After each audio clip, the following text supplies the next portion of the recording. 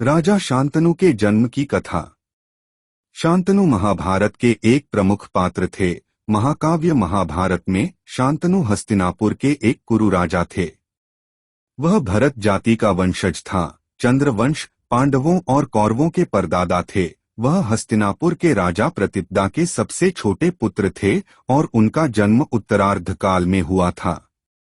सबसे बड़े पुत्र देवपति को कुष्ठ रोग हो गया था और उन्होंने अपना उत्तराधिकार छोड़ दिया। मध्य पुत्र बहलिका ने अपने पैतृक राज्य को त्याग दिया और बल्ख में अपने मामा के साथ रहने लगे और इस प्रकार शांतनु हस्तिनापुर साम्राज्य के राजा बन गए। कुरु राजा प्रतीप एक बार गंगा किनारे ध्यान में लीन थे। उसी समय गंगा ने एक सुंदर स्त्री का रूप धारण किया और राजा के पास पहुंची और उनकी दाहिनी जांघ पर बैठ गई।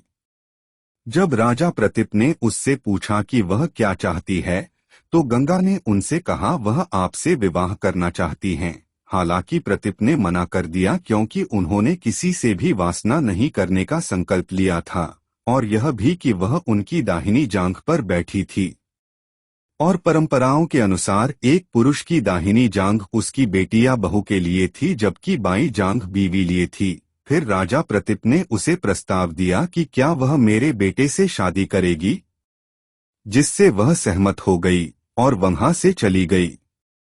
जब शांतनु छोटे थे तभी महाराजा प्रतीप स्वर्ग लोक सिधार गए। कुछ समय बाद जब शांतनु युवा हुए तो उन्हें अपने पिता की बात का पता चली कि उन्हें गंगा से विवाह करने का आदेश दिया था। अपने पिता के आदेश का पालन करने के लिए शांतनु गंगा के पास गए और उससे शादी करने के लिए आग्रह किया। गंगा ने कहा, हे राजन, मैं आपसे शादी कर सकती हूँ, लेकिन आपको वादा करना होगा कि आप मेरे किसी भी काम में हस्तक्षेप नहीं करेंगे। शांतनु ने गंगा को वचन दिया और उनसे विवाह किया। गंगा के गर्भ से 8 बच्चे पैदा हुए, जिनमें से गंगा ने 7 को गंगा नदी में बहा दिया था और महाराज शांतनु अपने वचन के कारण एक शब्द भी बोलने में असमर्थ थे। लेकिन जब गंगा को 8वां पुत्र हुआ और वह उसे भी बहाने के लिए नदी में ले गई तो राजा शांतनु से रहा नहीं गया और कहा, हे गंगे, आपने मेरे 7 बच्चों को नदी में फेंक दिया, लेकिन अपने वचन के कारण मैंने कुछ नहीं कहा। अब आप इस 8वें पुत्र को भी फेंकने जा रही हैं। मैं आपसे विनती कर रहा हूँ, कृपया इसे नदी में न डालें। यह सुनकर गंगा ने कहा, राजन, आपने अपना व्रत तोड़ा है, इसलिए मैं अब आपके साथ नहीं रह सकती। यह कहने के बाद गंगा अपने पुत्र को लेकर चली गई। गंगा के जाने बाद महाराज शांतनु ने एक त्वरित ब्रह्मचर्य धारण किए हुए बहुत वर्ष बिता दिए। एक दिन वह गंगा तट पर गए और उन्होंने गंगा से कहा, गंगा, आज मैं उस बच्चे को देखना चाहता हूँ जिसे तुम अपने साथ ले गई थी। गंगा एक बच्चे के साथ प्रकट हुई और कहा, हे राजन, यह आपका पुत्र है, इसका नाम देवव्रत है, इसे आप अब अपने साथ लेकर जाइए। यह बहुत ही शक्तिशाली होने के अलावा विद्वान भी होगा। ज्योतिष में वह परशुराम की तरह होगा। महाराज शांतनु अपने पुत्र देवव्रत को पाकर बहुत खुश हुए और उन्हें अपने साथ हस्तिनापुर ले आए और उन्हें युवराज घोषित कर दिया। एक दिन महाराज शांतनु यमुना के तट पर घूम रहे थे कि उन्होंने एक खूबसूरत लड़की को नदी के अंदर नाव की सवारी करते हुए देखा। उसके अंग अंग से सुगंध निकल रही थी। महाराज ने लड़की से पूछा, आप कौन हैं? लड़की ने कहा, महाम ही मेरा नाम सत्यवती है और मैं एक निषाद कन्या हूँ। महाराज ने तुरंत सत्यवती से कहा, हे देवी, मैं आपकी सुंदरता और आपके शरीर से निकलने वाली इस सुगंध ने मुझे व्याकुल कर दिया है और मैं आपके साथ विवाह करना चाहता हूँ। क्या तुम्हें मेरा यह प्रस्ताव मंजूर है?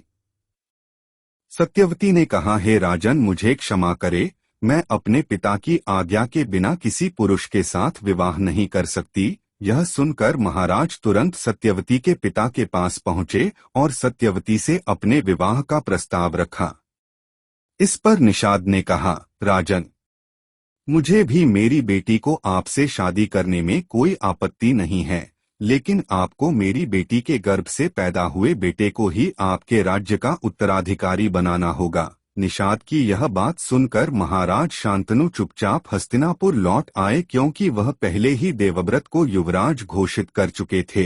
राजा शांतनु सत्यवती के साथ अलग होने के कारण व्याकुल होने लगे, उनका शरीर दुर्बल होने लगा। महाराज की यह दशा देखकर देवव्रत बहुत चिंतित हुए।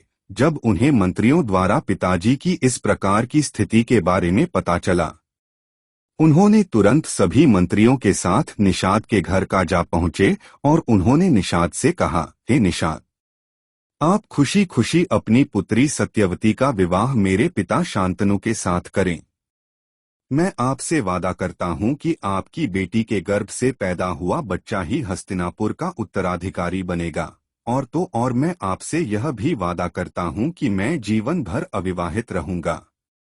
यह वचन सुनकर निषाद ने हाथ जोड़कर कहा, हे देवव्रत, आपकी प्रतिज्ञा अभूतपूर्व है।